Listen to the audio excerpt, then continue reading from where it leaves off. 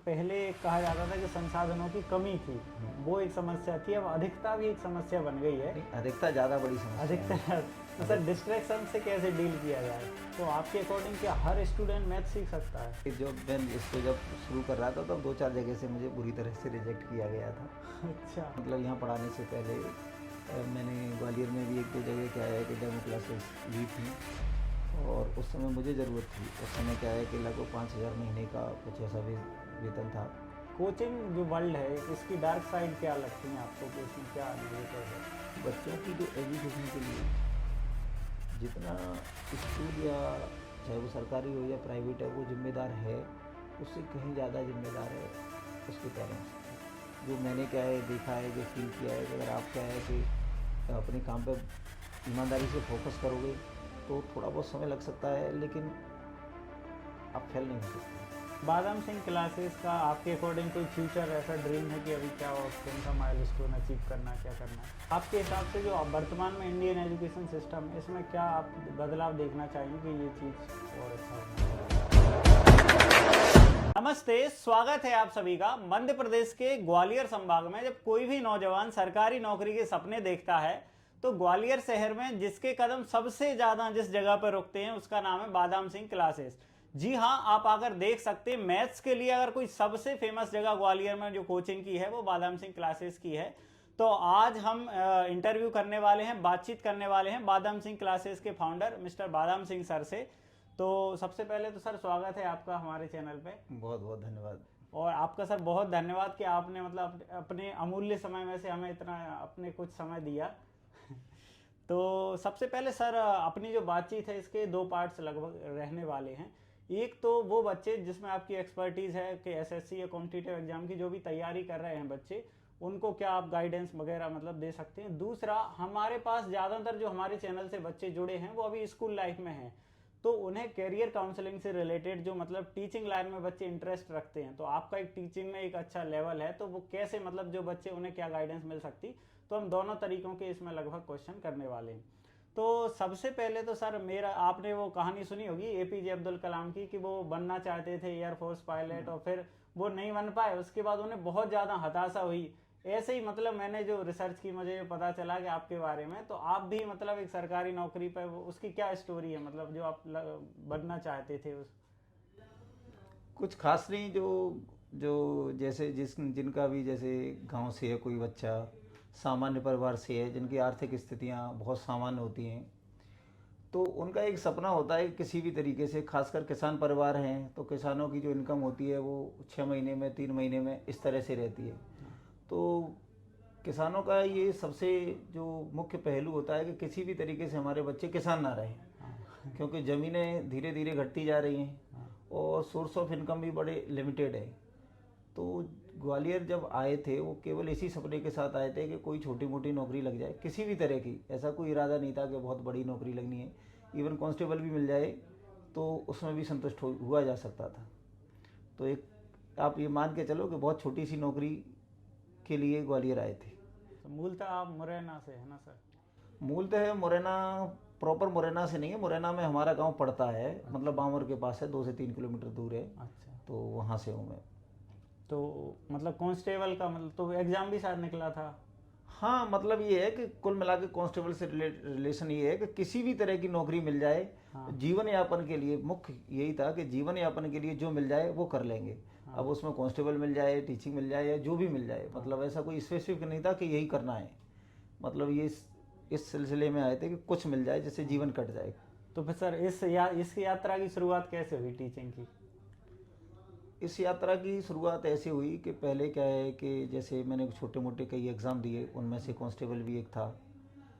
तो कहीं ना कहीं फाइनल पे जाके किसी न किसी परिस्थितियों में रुक गया या वो ज्वाइन नहीं किया। ऐसा भी हुआ एक आध बार कि ज्वाइन नहीं किया। उस समय जो मेरे एक टीचर थे उन्होंने मना किया कि ये बहुत मतलब टफ जॉब होती है और हर किसी के बूते का नहीं है। हाँ। तो ये बात रही होगी 2009 के आसपास की। फिर उस समय क्या है कि एसएससी के बारे में थोड़ी सी जानकारी मिली, बैंकिंग चलता था तो उसमें ठीक ठाक वैकेंसी थी। तो फिर एसएससी की फील्ड की तरफ गए, और जब एसएससी की फील्ड की तरफ गए तो यहाँ पर्याप्त सुविधाएं नहीं थी, या हमें नहीं लगा कि यहाँ पर्याप्त सुविधाएं हैं। तो 2012 के आसपास में दिल्ली चला गया था। 11 में मेरा ग्रेजुएशन हुआ था और 12 में मैं दिल्ली चला गया था।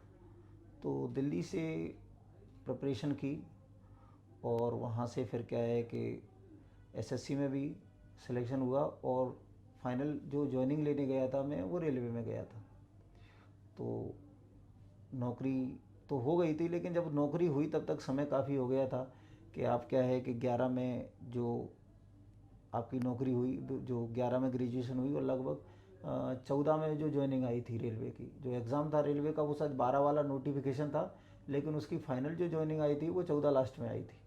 मैं ज्वाइन करने गया था, थोड़ा सा डिले करके उसको 15 के अप्रैल मई के आसपास गया था। हाँ। अच्छा, तो सर मैं अपना जो बताऊं कि मैं भी वैसे व्यूअर्स को बता दूं, मैं भी सर का स्टूडेंट रहा हूं। तो सर जब पहली बार मैं आया था, मतलब पहले मुझे, मेरा बचपन से मैथ्स अच्छा रहा, तो मुझे ऐसा लगता था कि मुझे मैथ्स की कोचिंग की कोई ज़रूरत नहीं। तो जब मैं यहाँ से निकलता था तो देखता था कि वो पूरा हॉल भरा है, फिर नीचे भी उसी चीज़ को लोग प्रोजेक्टर पर देख रहे हैं उसमें। तो मैं सोचता था ऐसा क्या पढ़ते हैं ये, ऐसा क्या ही पढ़ाते होंगे मैथ्स में। तो फिर एक बार जब ऐसा मैंने सोचा कि एक बार जाऊँ बैठ के देख लेता हूँ क्या है, तो उसमें आपने पहले ही दिन ये बताया था कि आप अगर पहले दिन आते हैं तो पहले दिन से कोई अंदाजा मत लगाना, अभी आप क्लास लो 4-5 दिन फिर आप। तो फिर मैंने चीज़ों को समझा और एक चीज़ को मैं स्थापित सत्य ही मान चुका था लगभग कि मेरी जो मैथ में स्पीड है वो बढ़ ही नहीं सकती, वो तो होती ही, अगर बढ़ना होती तो पहले से ही बढ़ जाती। तो सर इतनी ज़्यादा ऐसा क्या रहता है, मतलब इतनी ज़्यादा भीड़ में जब बच्चे बैठे हों, जनरली स्कूल में जो बच्चे जाते हैं उनके पेरेंट्स ऐसा कहते हैं कि कम क्लास होना चाहिए, 30:1 जनरली होता है। बिल्कुल। तो इतनी भीड़ में ऐसे किस तरह से पढ़ाया जा सकता है कि एक भी बच्चे को डाउट ना हो, किसी को सारे डाउट, सारे मतलब केवल वन वे कम्युनिकेशन से ही सारे डाउट क्लियर हो जा रहे हैं बच्चों के? उसमें मुख्य पर्पज़ ये होता है कि जो कमज़ोर से कमज़ोर बच्चा है, आपके क्या है कि जो कमज़ोर से कमज़ोर बच्चा है उसको क्या समझाना चाहिए, उस चीज़ को लेके चलते हैं। टॉपर क्या चाहता है इस चीज़ पे फोकस नहीं किया जाता, क्योंकि उसको आता है कि नहीं आता है। मैंने ऐसे बच्चे भी देखे हैं जिनके क्या है कि मान लो 10th स्टैंडर्ड में 100 आउट ऑफ 100 हैं, लेकिन पूरे साल पढ़ते रहते हैं, कभी उनका क्या है कि टॉप ही नहीं कर पाते टेस्ट में। और जो 33 नंबर वाला है, 45 नंबर वाला है, 50 नंबर वाला है, वो टॉप करने लगता है। तो कहीं ना कहीं जो आपने 10th में जो स्कोर हासिल किया है और जो आप जब कंपटीशन में आते हो तो वो एक पैटर्न बदल जाता है सॉल्व करने का, क्योंकि वो वहाँ आप 99 ले आए, 100 ले आउट ऑफ, तो वो आपका दूसरा तरीका है करने का। वहाँ अगर अब 20 क्वेश्चन का मैं आपको टेस्ट दूंगा तो उस तरीके से आप 8-10 कर पाओगे। और जब वो क्या है कि नए तरीके पढ़ा रहे होते हैं तो वो 33 वाला है, 50 वाला है, 60 वाला है, 90 वाला है, जो जितनी मेहनत करेगा उसको उतना ज़्यादा हासिल हो जाता है। मेरे पास तो अभी क्या है कि 1-2 साल पहले एक बिटिया आई थी, तो वो मुरैना टॉपर थी। अच्छा। तो टॉपरों को अक्सर ऐसा लगता है कि नहीं हम तो सब कुछ कर जाएंगे, लेकिन मैंने लगभग 1-1.5 साल पढ़ाई, लेकिन उस बच्ची ने कभी कुछ बेहतर नहीं करके दिखाया, पता नहीं क्या था। और जो बच्चे जो मीडियम है, मतलब जो चाहे वो 60% वाले हो, 70% वाले हो, 80% वाले हो, वो बहुत अच्छा कर जाते हैं। तो यहाँ आपको क्या है कि आप टॉपर हो, ये बने रहो, ये अच्छी बात है। अच्छी बात है कि आपने उस समय मेहनत की है, लेकिन उस मेहनत का आपको यहाँ अलग से मेहनत करनी पड़ेगी। यहाँ जो आपको जो नए तरीके हैं जो क्वेश्चन को जल्दी करने के लिए होते हैं वो सीखने ही पड़ेंगे, उसी से आपकी स्पीड बढ़ेगी और तभी आप कहीं सिलेक्शन के बारे में सोच सकते हो। तो सर मतलब ऐसा क्या रहा होगा, जैसे इतना टॉपर होने के बाद भी मतलब मेहनत में कमी रही होगी या क्या, मतलब मक्कारी हो जाती हैं कभी कभी। हाँ, टॉपर्स होते हैं, उनको स्वाभिमान कहीं सही ना रहता कहीं है। स्वाभिमान ऊपर रहता है कि हम तो कर ही लेंगे, हम तो कर ही लेंगे। और फिर किसी न किसी तरह के डिस्ट्रैक्शन भी हो सकते हैं। अब किसी की पर्सनल लाइफ में तो कोई कैसे झांक सकता है। हाँ। हाँ, तो मतलब बच्चों को कभी भी ये नहीं समझना चाहिए कि हाँ अब हम टॉप लेवल पे आ गए, कभी भी मतलब मेहनत मतलब ये है कि अगर आपका ग्रेजुएशन में क्या परसेंटेज है उससे बहुत ज़्यादा अंतर आपको कंपटीशन में तो आता नहीं। कंपटीशन में तो आप रोज़ का काम रोज़ कर रहे हो और जो चीज़ें बताई जा रही हैं उनको करते जाओगे, धीरे धीरे प्रैक्टिस से बहुत सारी चीज़ें बेहतर हो जाती हैं। मतलब आगे निकल सकते हो, टॉपर से आगे निकला जा सकता है, कोशिश करें तो। तो सर जैसे अभी कोई न्यू स्टूडेंट आता है 12th करके या ग्रेजुएशन करके, तो वो जैसे शुरुआत कर रहा है गवर्नमेंट जॉब की, तो स्टेप बाय स्टेप पहला तरीका क्या होता है, उसे क्या करना है? जैसे आज कोई ग्वालियर आया है और उसने सोचा कि मुझे गवर्नमेंट जॉब लगानी है, तो वो उसका क्या स्टेप बाय स्टेप तरीका है कि उसे किस तरह शुरुआत करनी चाहिए? मतलब जो भी बच्चा है ये क्या है कि पहले तो ये बहुत धैर्य का काम है।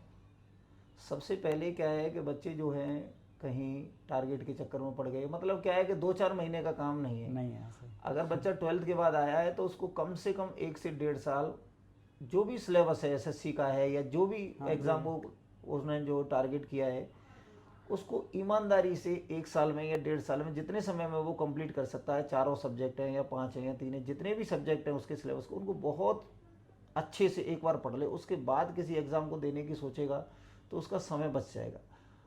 अक्सर बच्चों के साथ होता ये है कि आज उसने तैयारी करने आया, कल को मान लीजिए कोई नोटिफिकेशन आ गया कि एमपी पुलिस की वैकेंसी आ गई, अब वो एमपी पुलिस के चक्कर में पड़ गया, फिर 4 महीने बाद फिर एमपी एसआई की आ गई तो उसके चक्कर में पड़ गया। मतलब वो सिलेबस पूरा हो ही नहीं पाता उसका, और इस ऐसे भंवर जाल में फंस जाता है कि वो 4-4 5-5 साल लगा देता है। पहला और आखिर यही है कि एक बार आप सिलेबस को ईमानदारी से पढ़ लें, बहुत अच्छे से तसल्ली से। ये किसके पास पढ़ लें ये मुद्दा नहीं है, कोई भी जो टीचर अच्छा है उससे आप एक बार पूरा सिलेबस पढ़ लो तो चीज़ें बेहतर हो जाएंगी। फिर आपको ये समझ में आ जाता है कि मुझे क्या और करना है और क्या नहीं करना है, बस। तो मतलब मेन बात ये है सर, मैंने ये देखा जो आप बता रहे हैं, कोई भी एग्जाम आता है, मान लो एमपीएसआई आया तो उसकी मार्केट में किताबें बिकने लगती हैं कि पुलिस वाली वर्दी में कोई है, तो बच्चा उसकी तरफ अट्रैक्ट होता है, जबकि उसे होना चाहिए कि मैथ है, इंग्लिश है, उसे सब्जेक्ट्स पे पहले पकड़ बनानी चाहिए। पहले एक बार सिलेबस आपने पढ़ लिया है, अगर सिलेबस आपने ढंग का पढ़ लिया है, अच्छे से पढ़ लिया है पूरा एक बार, फिर आपको कोई भी ज़्यादातर जनरल कंपटीशन के सिलेबस लगभग 19-20 का अंतर है, सब एक जैसे ही। सब एक जैसे। एसएससी तो इतना है कि वो 10th लेवल पे से लेके और ग्रेजुएशन लेवल तक जाता है, तो कोई स्टैंडर्ड में कोई खास अंतर अभी तक तो कर नहीं पाया उसने। आगे करें ऐसी हम उम्मीद करते हैं। तो सर शायद यही कारण होगा कि जिनके एग्जाम निकलते हैं फिर वे लगातार निकलते चले जाते हैं। हाँ, एक बार आपने बहुत अच्छे से सिलेबस कर लिया तो फिर आपका एक एग्जाम निकला तो ऐसी संभावना पर्याप्त है कि आपको उस लेवल के सारे एग्जाम निकलते हैं। या तो बच्चे की एक भी नौकरी नहीं होती है तो एक साथ क्या है 4-4 6-6 ज्वाइन लेटर आते हैं उसके। हाँ, तो इसका रीजन यही कि पहले पूरा सिलेबस खत्म पहले बहुत अच्छे से तसल्ली से, मतलब बिना किसी हड़बड़ी के। तो सर अब कुछ क्वेश्चंस जो बच्चों की जनरली इन्हें मैथ में जो प्रॉब्लम आती है, एक प्रॉब्लम मैथ में बहुत ज़्यादा आती है, कैलकुलेशन जो स्पीड है उनकी वो नहीं बढ़ती, तो वो उसका क्या तरीका है कैलकुलेशन स्पीड बढ़ाने का? देखिए कोई ऐसी रेमेडी तो है नहीं कि जिसको क्या है कि कैप्सूल, हालांकि बहुत क्या है चलते हैं रामबाण और ये बाण, तो ऐसा कुछ नहीं है। कैलकुलेशन के लिए भी आपको क्या है कि पहले तो क्या है कि जैसे आपको 25 क्वेश्चन पढ़ने हैं और समय आपके पास 25 मिनट भी नहीं है। एसएससी का जो ऑफिशियल टाइम होता है वो 1 घंटे में, और आपको 100 क्वेश्चन करने हैं, 36 सेकंड का आपके पास समय होता है। थोड़ा सा ऊपर नीचे हम इंग्लिश में या जीएस में बचा बची लेते हैं तो आप average on an average 1 minute मान लो। सबसे बड़ी समस्या वहाँ कैलकुलेशन की नहीं है, सबसे बड़ी समस्या है कि जो क्वेश्चन पढ़ा है उसको आप समझ पाएँ जल्दी से जल्दी, और ये क्या है कनेक्ट कर पाएँ कि ये हमारा इस टाइप का है या इस तरीके से होता है। सबसे बड़ी समस्या होती है हम क्वेश्चन को पढ़ने में ही समय लगा देते हैं। अगर हमें ये सारी चीज़ें पता है, क्वेश्चन को देखने से ही पता है कि इसको इस तरीके से करना है, तो मुझे लग रहा है कैलकुलेशन बहुत बड़ा मुद्दा नहीं है। कैलकुलेशन के लिए फिर क्या है स्पेसिफिक ट्रिक्स वगैरह बताई जाती हैं कि कहीं आप डिजिटल सम लगा सकते हो, कहीं आप यूनिट डिजिट लगा सकते हो, कहीं आप क्या है कि डिविजिबिलिटी लगा सकते हो, तो वो अपने अलग लेवल के हैं। लेकिन सबसे बड़ी है प्रैक्टिस, जो आपको पढ़ाया है टीचर ने उसको जितने बार हो सकता है प्रैक्टिस करें, और इस तरीके से प्रैक्टिस करें कि वहाँ क्वेश्चन को आपको बहुत समय नहीं लगे। और जैसे ही आपको क्वेश्चन देखे और आपको क्या है अगर वो स्ट्राइक कर रहा है तो आपके लिए फिर कैलकुलेशन मुद्दा नहीं, मतलब हर तरह का क्वेश्चन किया हुआ हो, प्रैक्टिस बहुत किया हुआ हो, आपको वहाँ जाके कुछ नया नहीं लगे। और ज़्यादातर एग्जाम में प्रीवियस ईयर पूछे जा रहे हैं तो ऐसा होता नहीं है कि उसको कुछ नया मिले। और सर अगर जैसे नया आ भी जाएगा तो जो नया नहीं है उनमें इतना ज़्यादा समय बचा लिया होगा कि नए को समय दिया जा सकता है। दिया जा सकता है, मतलब प्रैक्टिस और प्रैक्टिस और प्रैक्टिस, ये तो इस फील्ड में तो प्रैक्टिस का ही पूरा सब कुछ है, क्योंकि पूरा का पूरा पेपर ही प्रीवियस ईयर आता है। अब सर एक क्वेश्चन मैथ में रहता है, ये 10th 12th जो बोर्ड एग्जाम उनकी भी तैयारी कर रहे हैं, सभी बच्चों का क्वेश्चन रहता है कि बाद में जब जैसे कोई मैथ का कोई पेपर सॉल्व कर रहा है, बाद में जब कोई एवेल्यूएटर कहता है ऑफलाइन एग्जाम में और ऑनलाइन में, तो स्क्रीन पे लिखा आता है कि अब आपके पास 10 मिनट और है या आपके पास 5 मिनट और है। उस समय जनरली प्लस माइनस भी होते नहीं बनते, एक जो प्रेशर फील होता है उसको कैसे डील किया जाए? प्लस माइनस ये इस तरह का, जैसे क्या है कि आप मतलब ऑनलाइन की बात करें कि मतलब जो कंपटीशन वाली एग्जाम चल रहा हो उस एग्जाम वाली बात करें कि जैसे उसकी जैसे अपन जैसे 12th 10th वाले की 12th 10th की जैसे पहले बात करें, जैसे 12th 10th में तो ये होता है कि हमारे पास 3-4 घंटे 3 घंटे का लगभग समय होता है। और 3 घंटे का समय होता है, बच्चा क्या है कि शुरुआत कर रहा है और धीरे धीरे उसका जो हेजिटेशन होता है, मेन हेजिटेशन होता है वो शुरुआत में होता है। उसके बाद वो लगातार उसका जो 2-2.5 घंटे है वो बढ़िया कटता है। उसके बाद में अगर उसने क्या है कि वो बीच बीच में उसने क्या है अपने आप को एवेल्यूएट नहीं किया है कि मैंने इतनी देर में इतने कर लिए, इतनी देर में इतने कर लिए, अब वो लास्ट में देखेगा तो स्वाभाविक है कि घबरा ही जाएगा। लेकिन अगर उसके पास वो 3 घंटे का पूरा क्या है कि प्लान है कि पहले मैं ये 2-2 नंबर वाले क्वेश्चंस को कर लूँगा, फिर इतने से मतलब बीच बीच में वो देखता रहे कितना पेपर बचा है, कितना बचा है, कितना करना है, कितना बचा है, कौन सा छोड़ना है, इस तरीके से देखेगा, तो मुझे लगता है कि वो स्थिति नहीं बनेगी। क्योंकि वहाँ तो टिक करने से तो आंसर आएगा नहीं, वहाँ तो लिखने ही पड़ेंगे, और वहाँ तो बड़े क्वेश्चन को थोड़ा बड़ा लिखना है, छोटे को छोटा लिखना है, जैसे मार्क्स हैं वैसा लिखना पड़ेगा। तो वहाँ के लिए तो यही है कि आप लगातार अपने हर आधे घंटे में चेक करो कितने रह रहे हैं, कितने हैं, तो वो बैलेंस आपको शुरू से लेके चलना पड़ेगा। जो मैनेजमेंट है, जो टाइम मैनेजमेंट है, वो शुरू से ही लेके चलना पड़ेगा। आखिरी में तो फिर वो कोई भी घबरा जाएगा। मैं भी अगर पेपर दूंगा और मैं भी इस तरीके से मेरे लास्ट 10 मिनट में 10 क्वेश्चन बचे हैं तो मैं भी नहीं करूँ, मतलब ये कॉमन बात है। किसी के लिए भी घबराहट होगी अगर आपने लास्ट में ही देखा है तो। और बीच बीच में अगर हर आधे घंटे 15 मिनट बाद अगर आप खुद का मतलब आकलन कर रहे हैं कि कहाँ तक पहुँच गया और कैसे कैसे। और दूसरी बात इसको बहुत अच्छे से डील करने के लिए होती है, आजकल कोचिंग में टेस्ट बहुत होते हैं, तो जब वो फाइनल पेपर देने जा रहा होता है तो वो 10-20 टेस्ट लगा के जाता है, तो इस तरह की समस्या आती नहीं। वो सीधे पेपर देने जाता है, उनके साथ ये समस्या होती है। जिन्होंने क्या है कोचिंग या स्कूल में वो लगातार 10-20 टेस्ट दे चुका है, तो उसके सामने आप निश्चित तौर पे ऐसी समस्या नहीं आएगी। आप खुद टीचिंग के फील्ड में काम कर रहे हैं, तो जो बच्चे टेस्ट दे के जा रहे हैं उस तरह की परिस्थिति से तो उनके साथ नहीं होती। ये होती है जो टेस्ट नहीं दे रहे हैं, केवल पढ़े ही है, हाँ, या एक आध दे लिया, या टेस्ट बचते हैं, ज़्यादातर बच्चे बचते हैं, तो उनके साथ तो ये टाइम मैनेजमेंट को लेकर समस्या आती है। और सर जैसे ऐसा कहते हैं कुछ लोग कि मैं तो मैथ्स के लिए बना ही नहीं हूँ या मुझसे होता ही नहीं है, तो आपके अकॉर्डिंग क्या हर स्टूडेंट मैथ सीख सकता है? मेरा ऐसा मानना है कि मैं बच्चों को क्लास में ही बताता भी हूँ, अगर आपके लिए मैथ्स आपको टफ लगता है तो इसकी एक मुख्य वजह ये होती है कि जिस समय उसको मैथ्स टफ लगना शुरू हुआ, हो सकता है उस समय उसको टीचर बहुत अच्छा नहीं मिला हो, या हो सकता है उसने उस समय पढ़ने में बहुत ध्यान नहीं दिया हो। अगर बेसिक्स को पकड़ के काम किया जाए तो कोई भी बच्चा मैथ्स को स्ट्रॉन्ग कर सकता है और बहुत अच्छा कर सकता है।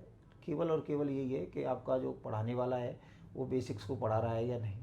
बेसिक्स को पकड़ के और वो पढ़ाने वाला और पढ़ने वाला दोनों की मेहनत ठीक ठाक होती है तो चीज़ें किसी की भी अच्छी हो सकती है। इसके लिए सर कभी लेट होता, कोई टाइम लाइन है? कभी लेट नहीं है, मतलब कोई ग्रेजुएशन भी कर चुका है और उसके नहीं, बेसिक्स अच्छे अगर हैं आपकी तो ज़रूरत है वो कभी भी बेहतर हो सकता है। अब तो अच्छा। दुनिया में इतने संसाधन हो गए हैं, आप ऑफलाइन ऑनलाइन सारी चीज़ें फैसिलिटी कर सकते हैं, करने से तो सब कुछ हो जाता है। हाँ हाँ।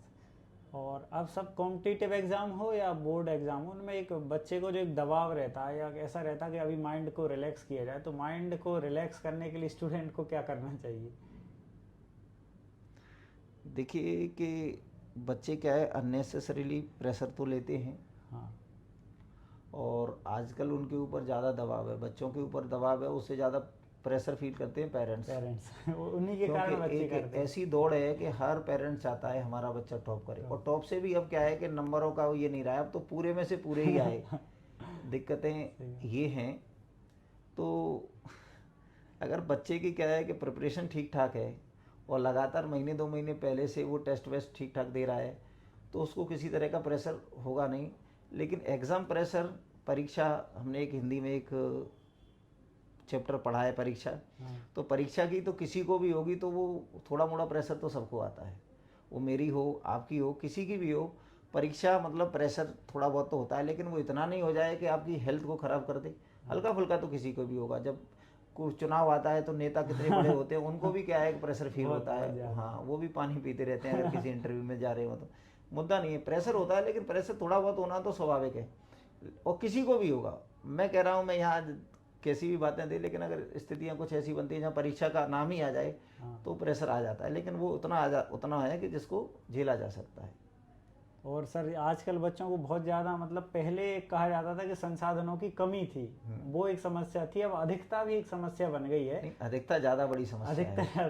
तो सर डिस्ट्रैक्शन से कैसे डील किया जाए? मतलब बहुत ज़्यादा डिस्ट्रैक्शन होने लगे बच्चों को। ये तो बहुत मुश्किल है। हाँ, ये इतना इसलिए मुश्किल है क्योंकि बच्चों को आप मोबाइल से दूर नहीं कर सकते। हाँ। दूर करना बहुत है। अगर आप बहुत ज़्यादा प्रेशर करोगे, आप उन पर बहुत ज़्यादा रिस्ट्रिक्शन लगाओगे, वो किसी अन्य तरीके से कि दोस्तों के मोबाइल चलाएंगे या किसी के भी चलाएंगे, तो ये तो माता पिता का बहुत केयरफुल रहें तो देख सकते हैं। लेकिन बच्चे तो जिस उम्र की हम बात कर रहे हैं, खासकर क्या है कि अगर मैं टीनेजर्स की बात करूं तो एक तो क्या है वर्किंग पेरेंट्स हैं ज़्यादातर, तो वो उतना ख्याल रख नहीं पाते हैं। अगर वो तो क्या है स्पेसिफिक जो क्या है कि टैबलेट्स हों या मोबाइल हों जिनके पास फिक्स हो कि उसमें इस तरह के फ़िल्टर लगे हुए हैं कि ये चीज़ें देखी जा सकती हैं, ये नहीं देखी जा सकती है। बहुत मुश्किल काम है। इसमें तो क्या है कि पेरेंट्स की अवेयरनेस ज़्यादा ज़रूरी है कि वो बच्चों को लगातार समय समय पर उनसे बात करते रहें, और जो भी कुछ घटित हो रहा है उसके लिए बहुत ज़्यादा डांटे नहीं, धीरे धीरे परिस्थितियों को समझें और धीरे धीरे उससे निकालेंगे तो ज़्यादा बेहतर होगा।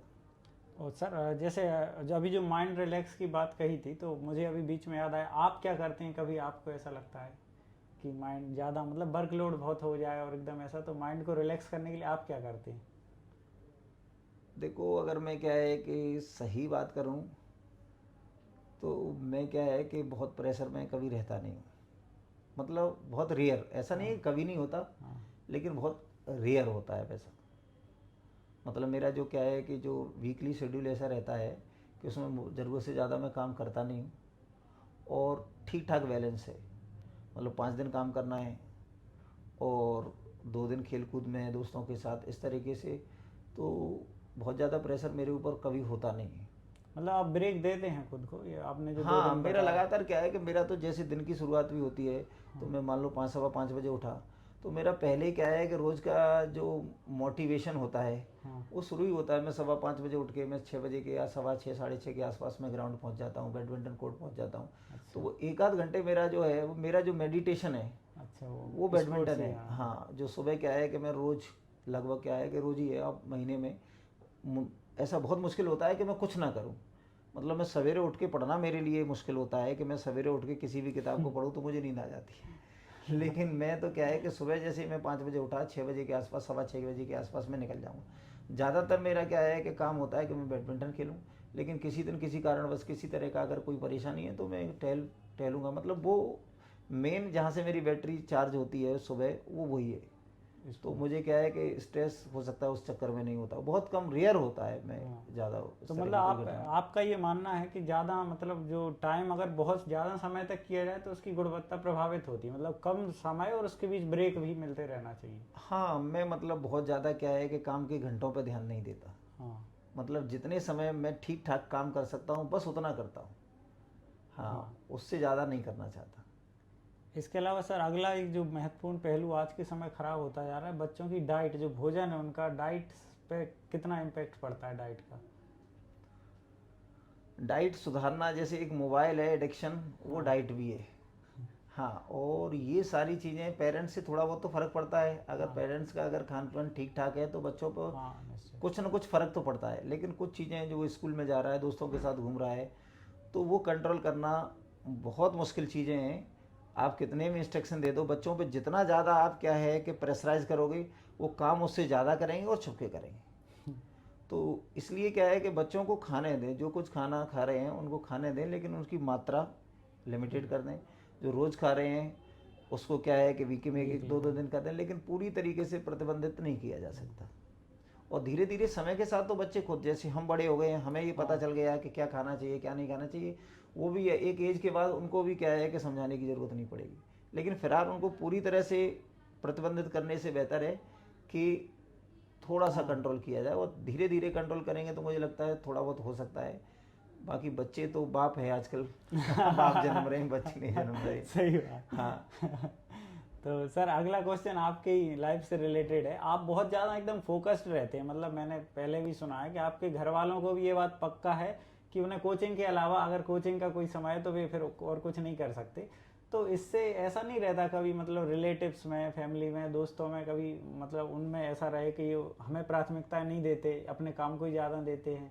तो कभी जब आपको फ्री टाइम मिले तो अकेलापन सा नहीं रहता? वो भी रहता, उन्हें भी लगता होगा हम क्यों उन्हें अब टाइम दें जब ये हमें नहीं देते? मैं नहीं, ऐसा नहीं है। जैसे क्या है, जो लोग आपको ठीक से जानते हैं वो इस तरह की शिकायत नहीं करते, और जो ठीक से जानते नहीं उसकी परवाह नहीं करते।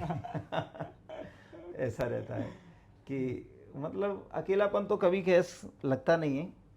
चीज़ें दुनिया में इतनी करने को है कि मुझे मतलब ऐसा नहीं लगता। मेरे जो बहुत क्लोज हैं वो बने ही रहते हैं, और ज़्यादा दुनिया से संबंध बना के करना क्या है। सही बात। हाँ, तो सर आपको मतलब अपना जो जीवन से संतुष्टि है या? देखिए, जीवन को परफेक्ट बनाने का मेरा कोई इरादा है नहीं। कि जीवन है तो उसमें क्या है कि कुछ ना कुछ घटता रहेगा। हाँ। और जब हम ये मान लेते हैं कि जो भी आपके साथ घटित हो रहा है ये जीवन का हिस्सा है, तो आपको तकलीफ़ें नहीं होती। और परफेक्शन की तरफ मेरा कोई ध्यान नहीं है कि जीवन परफेक्ट होना चाहिए, जो चल रहा है वो अच्छा चल रहा है। ऐसा कोई ड्रीम वगैरह कि आगे ये और करना है, ये अचीव करना है, ऐसा कुछ रहता है? काम करना है और बेहतर करना है, हाँ, मतलब बाकी ऐसा क्या कोई है बहुत जहाँ तक बड़ा पहुँच जाए ऐसा मेरा कोई इरादा नहीं है अभी फ़िलहाल तो। हाँ, बेहतर काम करना है, कहाँ जाना है हाँ और कहाँ तक ले जाएगा ईश्वर, हाँ। ये मैं नहीं जानता। और सर जैसे आप इतने अच्छे टीचर हैं, तो स्टार्टिंग से लेके अभी तक में कभी और कोचिंग्स के ऑफर नहीं मिले कभी कि हमारे यहाँ कोचिंग में आप पढ़ाएं? जैसे आप जब आप ग्रो कर रहे थे तो और कोचिंग्स को ऐसा नहीं? नहीं, उस समय क्या है कि जो मैं इसको जब शुरू कर रहा था तब 2-4 जगह से मुझे बुरी तरह से रिजेक्ट किया गया था। अच्छा। हाँ, मैंने ये कोचिंग मतलब यहाँ पढ़ाने से पहले मैंने ग्वालियर में भी 1-2 जगह क्या है कि डेमो क्लासेस ली थी, और उस समय मुझे ज़रूरत थी। उस समय क्या है कि लगभग 5,000 महीने का कुछ ऐसा वेतन था। तो एक बैच अगर आप पढ़ाओगे तो आपको महीने के बाद में 5,000 या 4,000 का कुछ ऐसा था। लेकिन वहाँ भी मैंने 1-2 जगह ट्राई किया, लेकिन उस समय मुझे मतलब वो जॉब भी नहीं मिली थी। तो ये बहुत बड़ी अपने आप में मतलब एक सीख है कि अगर जो लोग असफलता के पड़ाव पर हैं या उन्हें नहीं मिल रहा, तो ऐसा नहीं है कि आप उसके उतने कैपेबल नहीं हैं। एक उतना समय नहीं होता कभी कभी आप। हाँ, हो सकता है कि आप उनके पास समय नहीं है, या कोई हर कोई आपको क्या है कि बेहतर तरीके से देख नहीं पा रहा है। हर कोई जौहरी थोड़ी है। हाँ सही। हाँ, क्योंकि उन लोगों से मैं आज भी मिलता हूँ जिन्होंने उस समय रिजेक्ट है, तो मुझे उनसे आज भी कोई शिकायत नहीं है। हाँ हाँ, कि उन्होंने जो परिस्थितियाँ थी उस हिसाब से देखा। और हो सकता है कि मेरे अंदर उतनी क्वालिटी उस समय नहीं हो, धीरे धीरे समय ने क्या है घिस घिस के वो निखरी हो। तो मुझे कोई शिकायत नहीं है हाँ हाँ। कि अगर किसी ने मुझे रिजेक्ट किया किसी उसको लेके, तो मुझे शिकायत नहीं है किसी भी तरह की। तो इसमें ये आपने मतलब ये अच्छी बात बताई कि अगर आप उतने मतलब अच्छा नहीं कर रहे, तो हो सकता है जो आपको योजना करने वाला है जो वो आपकी परख नहीं कर पा रहा है उतनी हाँ हाँ, अच्छी। ऐसा हो सकता है, ऐसा हो सकता है कि मैंने क्या है कि यहाँ भी डेमो दिया था, तो यहाँ भी, और मैंने दिल्ली में भी दिया था शुरुआत में, तो दिल्ली में भी मैं एक बड़े कोचिंग से रिजेक्ट हुआ था। और उन्होंने तो मुझे क्या है कि टीचिंग स्किल तो ठीक थी, लेकिन मेरी जो भाषा थी चंबल वाली, उसको लेके कमेंट किया था कि इसको सुधारोगे तो कुछ बेहतर हो जाएगा। तो इस तरीके से चीज़ें थी। और कोई भी जो भी क्या है कि सफल है असफल है, हर व्यक्ति को क्या है कि शुरुआती असफलताएं तो किसी को भी मिलती हैं। अब वो कहे या ना कहे वो अलग तो बात सर है। हर चीज का एक समय होता है। जैसे आप जो भाषा की कह रहे हैं चंबल वाली, हाँ अब उसका ही इतना ट्रेंड रहता है कि उन्हीं पे कुछ लोग रील्स बना रहे हैं और उसी भाषा को बोल रहे हैं, तो पूरे देश हाँ, भर में उसका देखी मुझे जा रही यहाँ है। आके फ़ायदा ही मिला। वहाँ अच्छा। जब क्या है कि मेरी बात हुई थी उनसे, तो उन्होंने कहा था कि इसको थोड़ा बहुत सुधारिए। हाँ तो मैंने उनसे बड़ा विनम्रता से कहा कि साहब ये पूरी तरह से सुधरा हुआ रूप है, इसमें मतलब बहुत ज़्यादा गुंजाइश सब है नहीं। हाँ तो इसलिए क्या है, लैंग्वेज फैक्टर भी हो सकता है। फिर मुझे क्या है कि यहाँ आने के पीछे मुझे थोड़ा लगाव भी था, ग्वालियर से ज़्यादा लगाव था कंपैरेटिवली दिल्ली या मुंबई से। नहीं तो मैं मुंबई में मेरी जॉब हुई थी, दिल्ली में मैं मतलब जीवन यापन तो कर ही सकता था। मैं क्या कर सकता था, कितना बड़ा टीचर हो सकता था, ये मैं नहीं जानता, लेकिन जीवन यापन वहाँ हो जाता। तो सर एक क्वेश्चन ये है, मतलब इसका आप जितना अपने शब्दों में कहना चाहें कह सकती है, अनिवार्य नहीं है। कोचिंग जो वर्ल्ड है, इसकी डार्क साइड क्या लगती है आपको कि इसमें क्या नेगेटिव है? नेगेटिव यही है कि 100 बच्चे मान लीजिए पढ़ने आते हैं, हाँ 100 के 100 का जॉब तो नहीं लगता, हाँ पहली बात। दूसरी बात ये होती है कि क्या है कि अब जॉब नहीं लगता तो यहाँ सीख के तो बच्चा जा सकता है, लेकिन अगर हर बच्चा यही फोकस करे कि नहीं मैं जॉब है तो ही सब कुछ है, जॉब नहीं है तो कुछ नहीं है, तो उसको निराशा होगी बहुत। लेकिन अगर वो ये हो जाए तो ठीक है, नहीं हो जाए तो कम से कम मैं मैथ सीख रहा हूँ, मैं साइंस सीख रहा हूँ, मैं मतलब हिस्ट्री के बारे में जान रहा हूँ, पॉलिटी के बारे में जान रहा हूँ, कहीं ना कहीं मैं बेहतर इंसान तो बन ही रहा हूँ। और वो किसी न किसी फील्ड में आगे भी जीवन के कोई ना कोई ज़रूरत होगी।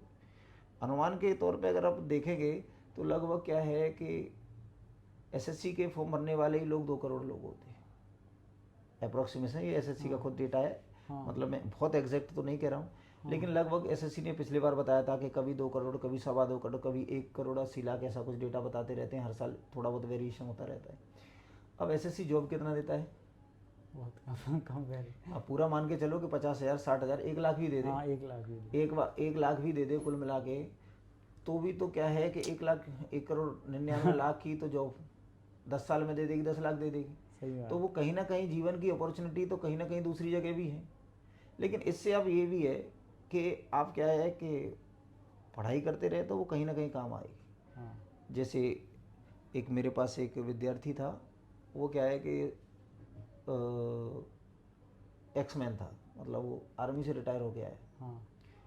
तो मेरे पास वो कुछ महीने तक पढ़ा, उसके बाद उसका पटवारी में चयन हो गया। तो जब चयन के बाद आया तो उसने मुझे बताया कि सर मुझे क्या है कि चयन की इतनी खुशी नहीं है, लेकिन मुझे इस बात की इतनी खुशी है कि मेरे 2 बेटे हैं।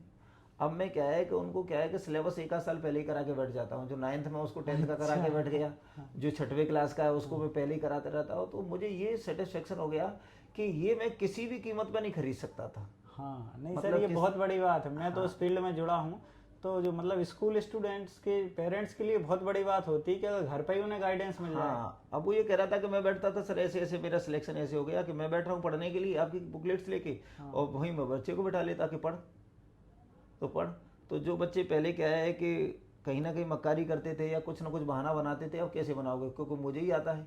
हाँ। तो ये बात सुन के मुझे बहुत अच्छा लगा कि वो कहीं ना कहीं काम आ रहा है। हाँ। आप मैं तो कह रहा हूँ कि उसका नौकरी भी नहीं लगती तब भी वो सेटिस्फाई था कि मेरे मुझे तो पेंशन मिल ही रही है, नौकरी लगे नहीं लगे इसकी नहीं है, लेकिन मैंने बच्चों के लिए बहुत अच्छा कर लिया, ये सेटिस्फेक्शन था। तो इसके लिए मैं एक बात ये जरूर कहना चाहूँगा कि जो जिनका 12th जो अभी पेरेंट्स हैं उनका बच्चा स्कूल लाइफ में है और उनका 12th तक का वो मैथ से रहे हैं, तो उन्हें सर की वीडियोज या कुछ भी जो बेसिक वो अपने मैथ ग्रो करते रहना चाहिए। वो अब बाद में इतना ज़्यादा काम में आएगा। अगर ये बहुत बड़ी बात होती है एक बच्चे के लिए कि घर पे ही उसको देखने वाला अगर कोई नहीं, है। जैसे कि बच्चियों ने क्या है कोचिंग पढ़ी, मान लो मैं तो कह रहा हूँ अगर किसी की जॉब नहीं लगी तो वो अपने जो बच्चों का जितना अच्छे से बच्चों को पेरेंट्स पढ़ा सकता है कोई टीचर नहीं पढ़ा सकता। हाँ बिल्कुल निश्चित, उतनी जिम्मेदारी से भी नहीं पढ़ा जितनी सकता। जिम्मेदारी से क्या है कि एक पेरेंट्स बच्चों को पढ़ा सकता है। एक पेरेंट्स को पता होता है कि उसका बेटा उसकी बेटियाँ जब क्या ABCD लिखती है तो कौन से अक्षर को उल्टा बनाती है, कौन से अक्षर को सीधा बनाती है, ये टीचर को नहीं पता होता। हाँ सही बात। बहुत सारी ऐसी ऐसी छोटी छोटी चीज़ें हैं जो टीचर को नहीं पता होती, लेकिन क्या है पेरेंट्स जो भी उनकी देखभाल कर रहे हैं उनको पता होता है।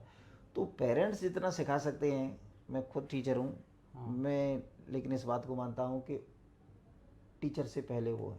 हाँ बिल्कुल। वो जितना सिखा सकते हैं, जितना अच्छे से सिखा सकते हैं, उतनी अच्छे से कोई नहीं सिखा सकता। सर अभी आपने आपके जो स्टूडेंट हैं जो सक्सेसफुल हुए उनका एक प्रोग्राम किया था, उसमें मुझे भी बुलाया जी था। जी। तो उसमें मैं देखा था बहुत बड़े बड़े लेवल पे मतलब कोई अधिकारी बने कुछ, तो आपके बहुत सारे स्टूडेंट हैं, तो कभी ऐसा मतलब जो ज़रूरत पड़ती है कभी ऐसा लगता हुआ कि अपना तो एक रहता ना कि एक रोल है, एक स्टूडेंट है हमारे उधर ये अधिकारी वो अधिकारी, तो ऐसा कभी कोई एक्सपीरियंस रहा है कोई? नहीं, बच्चे जब सिलेक्ट होते हैं आपके तो अच्छा तो लगता ही है, लेकिन इस तरह की फीलिंग अभी नहीं आई है। और मैं थोड़ा सा कांटेक्ट में भी कम रहता हूँ। हाँ। ये भी बात है। जैसे क्या है कि जो ज़्यादातर कांटेक्ट होते हैं वो कोचिंग से तो कनेक्ट होते हैं बच्चे, हाँ। लेकिन डायरेक्टली मेरा नंबर हो उन पे हाँ। ऐसा बहुत कम होता है। हाँ। तो वो ऐसे रोल की कभी जरूरत पड़ती नहीं है।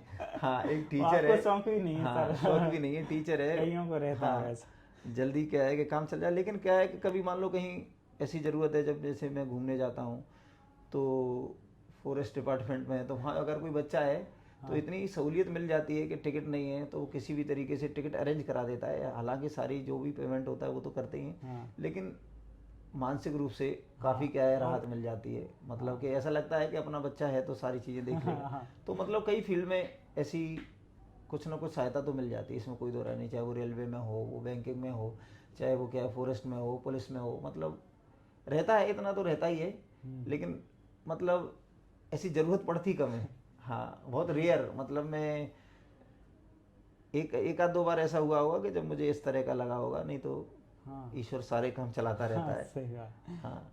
तो सर बादाम सिंह क्लासेस का आपके अकॉर्डिंग कोई फ्यूचर ऐसा ड्रीम है कि अभी क्या कौन सा माइलस्टोन अचीव करना, क्या करना? माइलस्टोन्स तो है कि ये क्या है कि ये भी मतलब जिस तरीके से अभी ग्वालियर संभाग में जानी जा रही है या MP में जानी जा रही है, देश में जानी जाए, हाँ देश में। ऐसे तो हैं। और लेकिन वो क्या है किसी गुणवत्ता के साथ समझौता करने के से नहीं है वो। मतलब चीज़ें क्या है कि धीरे धीरे बढ़ें, मतलब क्वालिटी से कोई अच्छे से, समझौता हाँ, ना हो और वैसे ही चलता रहे। हाँ, अच्छे बढ़े। मतलब क्या है कि पॉजिटिव वे में बढ़े। केवल क्या है हंगामा खड़ा करना मकसद नहीं है। हाँ, सूरत बदलनी हाँ, चाहिए। सूरत बदलनी चाहिए। सर एक जो हमेशा इस बात पे एक डिबेट सी चलती रहती है आपके अकॉर्डिंग, जॉब वर्सेस बिजनेस, मतलब आप जो है एक तरीके से मतलब शिक्षा का व्यवसाय ही है, तो व्यवसाय की जो इस वर्ल्ड में या आपके अकॉर्डिंग कोई भी मतलब स्टूडेंट कोई भी व्यवसाय करना चाहे और एक सरकारी नौकरी, आजकल नौकरियों में बहुत प्राथमिकता दी जा रही, तो आपके अकॉर्डिंग पर्सन पे डिपेंड करता है या एक परिस्थितियों पे परिस्थितियों पे परिस्थितियों मेरे हिसाब से क्या है कि जैसे मैं आज इस फील्ड में काम कर रहा हूँ, अगर मुझसे उस समय कोई कहता कि आप कोई काम कर लो इस तरह का, हाँ तो उस समय दिमाग पूरी तरह से ब्लैंक था। ये क्या है कि दुनिया ने जो धक्के इधर से उधर उधर से इधर, तब धीरे धीरे वो 5-8 साल में ये कहानी बनी कि ये भी किया जा सकता है। जो बच्चा एक 12th वाला आया है, जिसने ग्रेजुएशन किया है, उसके पास ऐसी अपॉर्चुनिटी नहीं होती है कि वो किसी बिजनेस का पार्ट हो जाए एकदम से। ना उसके पास इतने रिसोर्स होते हैं कि वो, ना उसके पास इतनी नॉलेज होती है कि क्या करे। तो ये जॉब वर्सेस क्या है कि जो बिजनेस वाला कॉन्सेप्ट है, उसके लिए बच्चे के पास इतने रिसोर्स होने चाहिए और वो कल्चर होना चाहिए। हाँ, तो मुझे लगता है कि जो बच्चा एक 10-5 हज़ार बच्चे को जो महीने में मुश्किल से मिल रहे हैं, वो बच्चा बिजनेस की कैसे सोचे।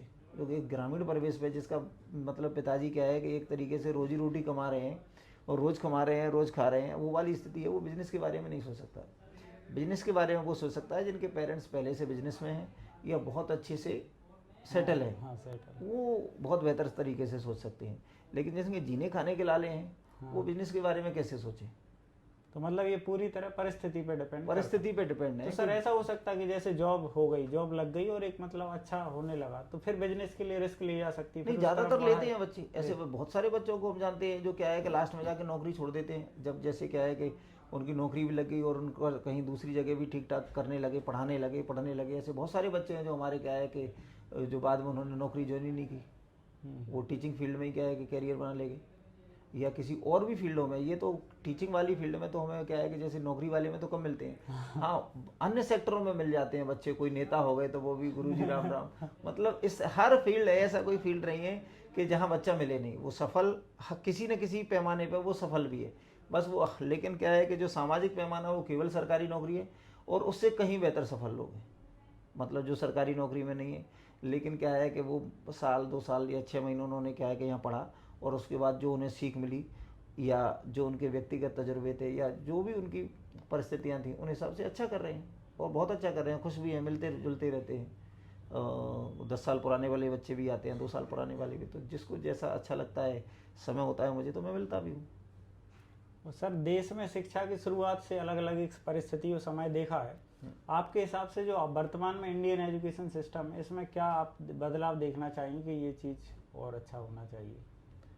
देखिए, अगर शिक्षा में बहुत ज़्यादा बदलाव हो जाएगा तो हम जैसे टीचर क्या ही करेंगे। तो सरकार का फेल्यूर है, और इसलिए क्या है कि हम लोगों को क्या है कि पढ़ाना पड़ रहा है। अगर ये क्या है कि सारी चीज़ें स्कूल में हो जाती, कॉलेज में हो जाती, तो हम लोग क्या है किसी दूसरे तरह का काम कर रहे होते। निश्चित तौर पे क्या है कि यहाँ तो विकल्प नहीं होते। अच्छा, मतलब सर ये आप बहुत बड़ी बात कह रहे हैं। जनरली कोचिंग वाला कोई टीचर ये नहीं कह सकता कि अगर स्कूल अच्छा अपना काम करे तो कोचिंगों की जरूरत ही नहीं होती ना जरूरत। स्कूल में जितना समय बच्चा देता है उतना कोचिंग में दे ही नहीं सकता। स्कूल में वो 12 साल लगाता है। हाँ। और अगर आप प्राइमरी को रोज जोड़ दें 6 तो घंटे लगभग। हाँ, 6 घंटे, तो इतना समय कहीं दिया ही नहीं जा सकता। हाँ। तो वो व्यवस्था बिल्कुल क्या है कि लचर है। इसलिए तो हम जो से कोई रोजगार चल रहे हैं, नहीं तो कैसे चलेंगे। तो उसमें क्या सुधार क्या किया जा सकता है? मतलब जो पहले सर, मतलब आप एक हॉस्टल पद्धति पहले होती थी, गुरुकुल पद्धति हाँ। कहते थे जिसको, तो वैसा, या फिर परिस्थितियाँ बदल चुकी हैं। सरकारी क्या है कि स्कूलों में बच्चे पढ़ना नहीं चाहते, या उसमें पढ़ना नहीं चाहते, या सरकार ने धीरे धीरे जो इग्नोरेंस दिखाया है, उसके चलते अब सरकारी स्कूल तो केवल नाम मात्र के लिए चल रहे हैं। ज़्यादातर कुछ अच्छे काम कर रहे होंगे तो मैं नहीं कह सकता, लेकिन ज़्यादातर की स्थिति ये है कि वो खुलते हैं और बंद हो जाते हैं। 4 से 10 बच्चे आए, खाना पीना खा के अपना मध्याह्न भोजन करके चले गए, ये स्थिति है। तो वहाँ तो क्या है कि जो क्वालिटी थी वो ख़त्म हो गई। मतलब हम 12th वाले बच्चे को अभी क्या है कि डिवीजन सिखाना पड़ता है, कभी कभी मल्टीप्लिकेशन सिखाना पड़ता है, डेसिमल बताना पड़ता है कि डेसिमल वाले सम्स को कैसे ऐड करते हैं, कैसे सब्ट्रैक्ट करते हैं। तो ये कहीं ना कहीं एजुकेशन सिस्टम का सर प्राइवेट स्कूल्स में भी मैंने ऐसा देखा है बड़े पैमाने पर। मतलब बहुत कम ऐसे हैं जो उनमें प्राइवेट स्कूल्स में भी अब एक्टिविटी ज़्यादा इनके नाम पर अभी भी बच्चों के बेसिक्स जो बड़े वीक रहते हैं उनमें भी कम ध्यान देने वाले रहते हैं। ये मेरी व्यक्तिगत राय है। हाँ। मैं किसी स्कूल या किसी सरकार के बारे में नहीं कहना चाहता, लेकिन कहीं ना कहीं जो बच्चों की जो एजुकेशन के लिए जितना स्कूल या चाहे वो सरकारी हो या प्राइवेट है वो जिम्मेदार है, उससे कहीं ज़्यादा जिम्मेदार है उसके पेरेंट्स। हाँ, निश्चित। अगर उनके पेरेंट्स या माँ या पापा, उनके जो भी उनकी क्या है कि केयरिंग में, एक वर्किंग होता है तो दूसरा केयर करता है, अगर वो पढ़े लिखे हैं तो उनके बच्चों को एजुकेशन में समस्या नहीं आती। लेकिन जिन बच्चों की क्या है कि पेरेंट्स इस तरह से नहीं है, जिनको क्या है कि खुद वो मदद नहीं कर पा रहे हैं, वो डिपेंड है स्कूल पे, कोचिंग पे या किसी अन्य संस्था पे। जिन बच्चों के पेरेंट्स बहुत ठीक हैं तो वो तो स्कूल उनको अच्छा मिले या ना मिले वो तो अच्छा बना ही देते हैं। तो सर अब जैसे आपकी तरह जो कुछ बच्चे हैं जो टीचिंग को एक प्रोफेशन की तरह आगे चलकर देखते हैं कि वो ऐसा टीचर बनना चाहते, तो एक रहता है पुराना एक समय था, मतलब एक टीचर की जो छवि होती है मास्टर जी टाइप के, वो नॉर्मल एक व्यक्ति सा। लेकिन अब एक समय आ गया है देश में कि टीचर भी एक बड़ा आदमी हो सकता है, ऐसा लगता है कि टीचर भी तो ये मतलब मेहनत पे डिपेंड करता है, हर टीचर जो चाहे और अच्छी मेहनत करे तो बड़ा आदमी ऐसा बन सकता है, या इसमें भी कोई प्रारब्ध का या कोई ऐसा खेल होता है? प्रारब्ध का तो मैं नहीं कह सकता, लेकिन कहीं ना कहीं थोड़ी बहुत परिस्थितियां तो मायने रखती ही हैं। और ईमानदारी से मेहनत करोगे तो समय कम ज़्यादा हो सकता है। मेरे साथ ये रहा कि मुझे समय कम लगा, और इसके लिए मैं कोई ऐसा नहीं कहता कि मेरे पास कोई बहुत विशेष चीज़ें थी। हाँ। कहीं ना कहीं कुछ ना कुछ समय का रहा होगा, क्योंकि मुझे ऐसा नहीं लगता कि मैंने बहुत कुछ स्पेशल किया। काम अपना काम ईमानदारी से किया, जितना बेहतर ढंग से हो सकता था उतने बेहतर ढंग से किया। और चीज़ें तो मैं तो यही कहूँगा, जो मैंने क्या है देखा है, जो फील किया है, कि अगर आप क्या है कि अपने काम पे ईमानदारी से फोकस करोगे तो थोड़ा बहुत समय लग सकता है, लेकिन आप फेल नहीं हो सकते। ऐसा मैं फील करता हूँ कि अगर आप ईमानदारी से अगर फोकस रहें तो थोड़ा बहुत समय आपका कम ज़्यादा कर सकता है, लेकिन ख़त्म नहीं कर सकता। मतलब देर हाँ, है लेकिन अंधेर नहीं है। चमकोगे चमकोगे जैसे भी। चमकोगे। हाँ, निश्चित। तो निश्चित तौर सर पे। हमारे व्यूअर्स में ज़्यादातर जो है वो स्कूल स्टूडेंट्स हैं और उनके पेरेंट्स भी देखते हैं, तो उनके लिए आपका क्या मैसेज रहेगा? बच्चों को थोड़ा सा समय दें। हाँ, और बच्चों की भी सुन लें। जो भी जनरेशन है हाँ। उसको क्या है कि आप अपने क्या है कि विचार थोपेंगे तो मुश्किल होगा। उनकी परिस्थितियों को समझें। अगर वो गेम खेल रहे हैं तो उनके गेम को देखें।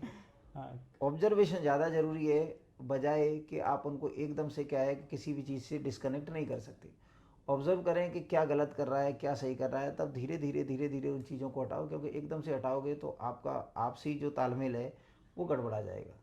और बच्चों के साथ आज आपसी तालमेल बहुत ज़रूरी है, नहीं तो घटना दुर्घटना तमाम तरीके की हो जाती है। निश्चित। तो सर आपका बहुत बहुत धन्यवाद, आपने हमें इतना समय दिया। तो हम आपका बहुत बहुत धन्यवाद, मतलब इतना आपने मतलब आपका ज़्यादातर बहुत ज़्यादा बिजी शेड्यूल रहता है, इसमें से कुछ समय आपने बताया भी कि और भी इंटरव्यू वाले आपके पास जैसे आए हैं तो आपने इग्नोर किया। मैं सर का स्टूडेंट हूँ इसलिए सर ने इतना समय हाँ, दिया। मतलब क्या है कि जो चीज़ें ज़्यादातर होती हैं तो मतलब बचने की कोशिश की है। एक दो बार, दो चार बार ऐसा जब भी हुआ है, लेकिन अब तो से क्या क्या ही कहते हैं, कैसे बचते। तो बस यही कहानी रही। ठीक है, तो सर आपका बहुत बहुत धन्यवाद। तो आप इसी तरह हमसे जुड़े रहिए, ऐसे ही हम आगे और भी टीचर्स के इंटरव्यू आप सबके सामने लाते रहेंगे। ठीक है, धन्यवाद।